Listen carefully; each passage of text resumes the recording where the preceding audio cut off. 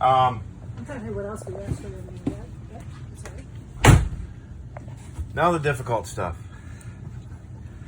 This is your energy management system. There's really not anything you need to do with it. It does everything on its own. And what it does on 50 amp service, absolutely nothing.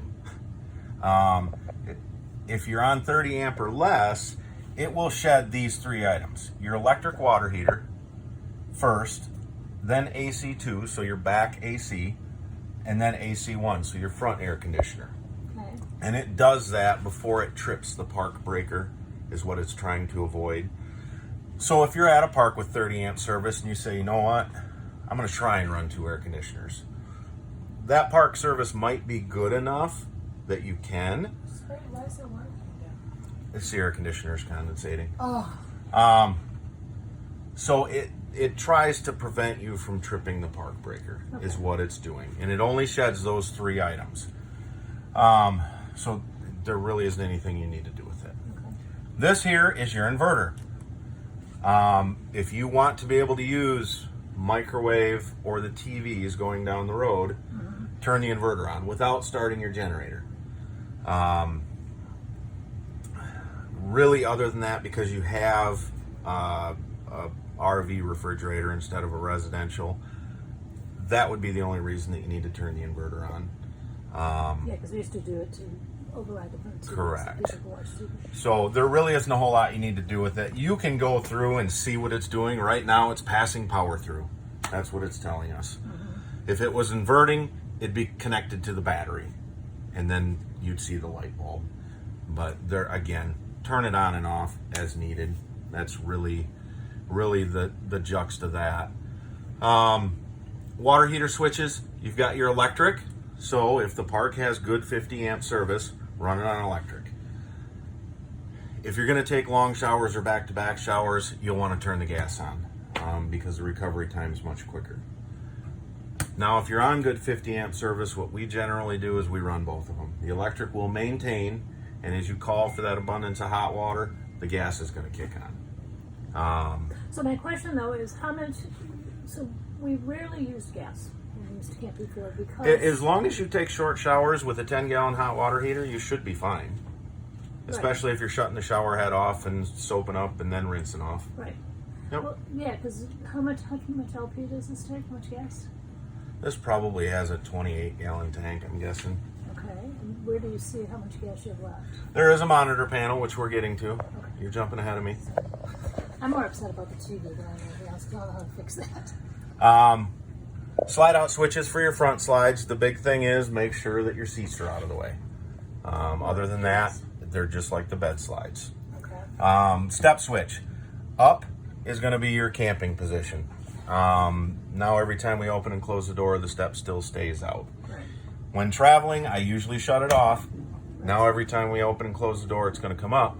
There is an ignition safety, so when you key the ignition, as long as the door is closed, the step should come up regardless of where the switch is. So you do have a safety built in. That's actually nice because we never had that before and we almost took out the stairs once.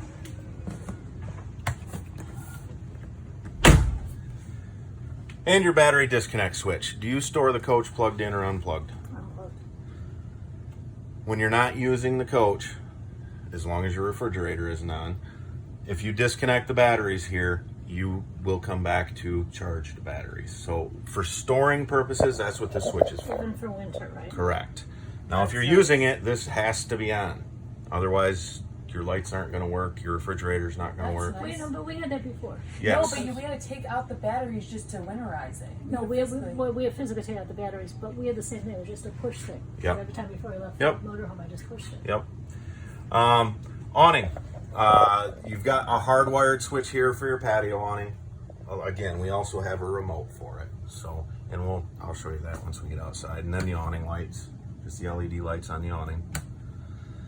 And then we get to your monitor panel and your HVAC, or your heating and cooling. So depending on what you want to do, here's your monitor panel for your tanks.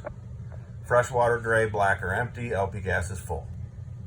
Water pump switch also up here. Now you can turn on these water pump switches at any location or off. So if I turn it on here, I can turn it off in the bathroom.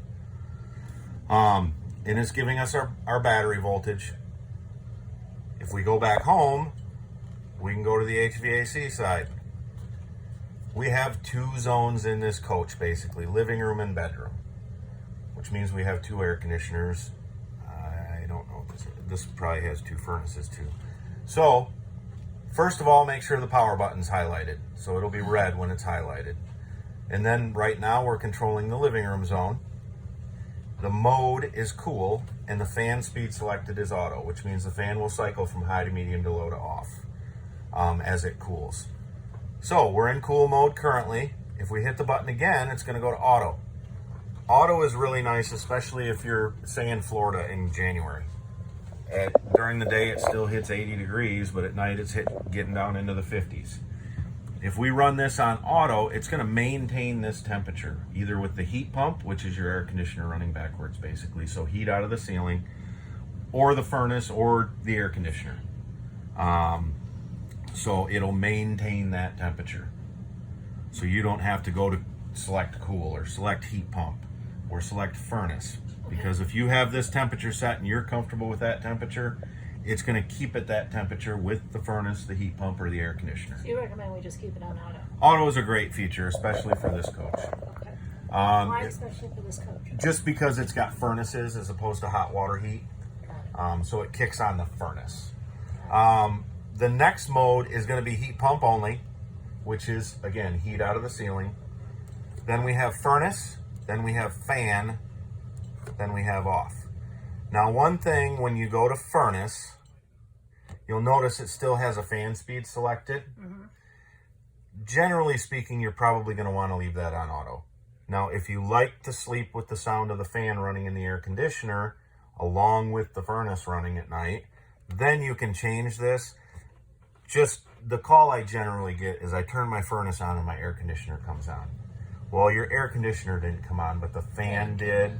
So, but some people don't like that cooler air blowing down from the ceiling, especially when it's cold. So generally, I'm going to have the fan set to auto in furnace mode. And then What we'll go is back to setup? cool. Setup just allows us to.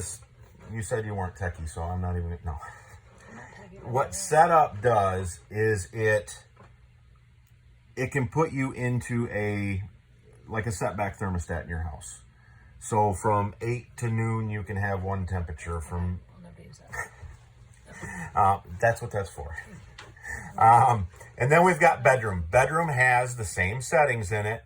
You've got cool, auto, heat pump, fan, and off. So you do just have one furnace. So having said that, if you're running the bedroom in auto mode, and it's below 40 degrees, you're not going to have any heat back there. Heat pumps will only function down to about 40 degrees. Now, generally, that's not a big deal because when you have one of these, you go to where it's warm, so you don't have that problem. So if it is going to be below 40 degrees, you're going to want to make sure that you go to your living room zone and make sure that temperature is set accordingly, because otherwise you will not have furnace or anything. Okay, so did you get that? Somewhere on my It's on there. I know, we're I gonna haven't take moved notes. to this. I know, we have to take notes on the important stuff. That's important. So this here, like I said, if you've got 2 zones and you just mode through your settings. Okay. Now, if you're in auto mode, like I said, and that's where generally I'm running it, it's going to maintain this temperature. So I think when we go like October camp out, and That's a perfect example. it's going to be cold, a lot of times we're in the 30s, we have to be in this room to get heat back there, is what you're saying. Yes, because you only have one furnace. It's ducted throughout the whole coach, Got it. but have that's one where furnace. your furnace setting is. Correct. You got it. So, see, you're a pro. I'm not a pro. What's he doing? He didn't like our cup? He probably swept it off. All these little cotton seeds blowing around. Just stand on this? See that? There isn't. And this is our